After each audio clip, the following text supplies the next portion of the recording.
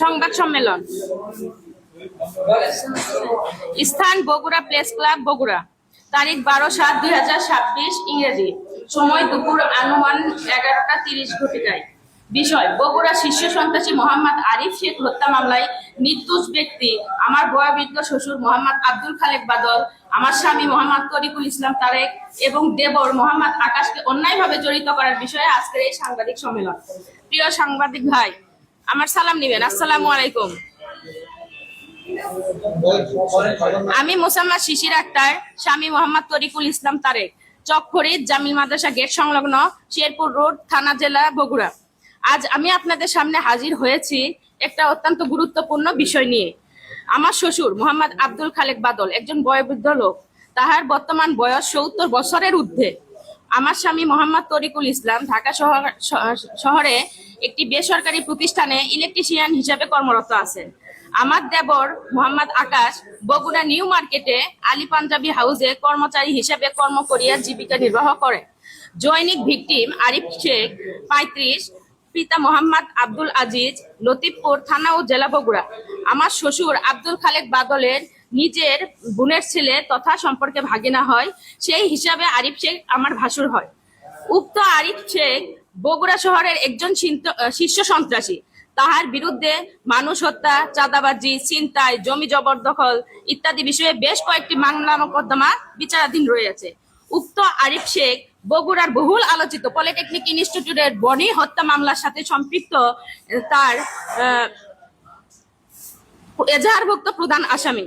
উক্ত আরিফ শেখের সহিত বেশ কিছুদিন যাবৎ আমার শ্বশুরের জমি জমা সংক্রান্ত বিষয় নিয়ে বিরোধ চলিয়ে আসিতেছে।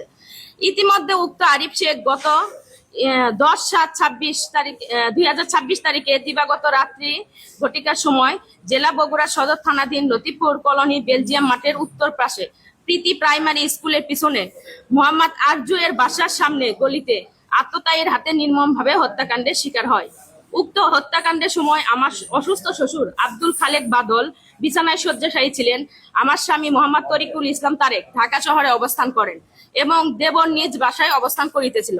তাহারা উক্ত আরিফ হত্যাকাণ্ড বিষয়ে বিন্দুমাত্র কোনো বিষয়ে অবগত ছিল না এবং হত্যাকাণ্ডের কোনো সংবাদ পায় নাই।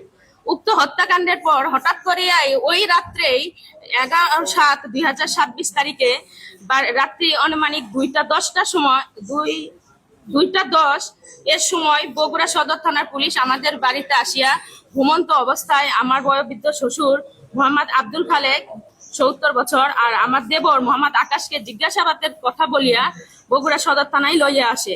বগুড়া সদর থানার মামলা নম্বর 63, বগুড়া সদর থানার মামলা নম্বর 63, জিআর নম্বর 580/2026 সদর আরিফ হত্যা মামলার এজাহার নামীয় 7, 8, 9 নম্বর আসামি শ্রেণীভুক্ত করিয়াছে।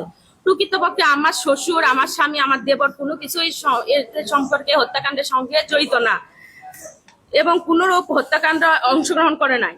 আমার শ্বশুর, স্বামী ও দেবরকে হত্যা মামলার আসামি করিয়া আমার বসত বাড়ি বর্তমানে পুরুষশূন্য অবস্থায় আছে এবং আমরা অত্যন্ত মানবতর জীবনযাপন করতেছি।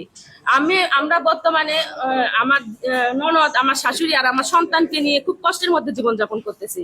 এমতো অবস্থায় আপনাদের মাধ্যমে দেশের জনতার কাছে আইন শৃঙ্খলা বাহিনী, যৌথ বাহিনী, র্যাব বাহিনী, পুলিশ প্রশাসনের নিকট উল্লেখিত শীর্ষ সন্ত্রাসী আরিফ শেখ হত্যাকাণ্ডের সঠিক তদন্ত এবং নির্দোষ ব্যক্তি তথা আমার শ্বশুর, স্বামী ও দেবরকে অবিলম্বে মিথ্যা মামলার দায় হতে অব্যাহতির আবেদন আপনাদের মাধ্যমে সকলের নিকট জানাইতেছি।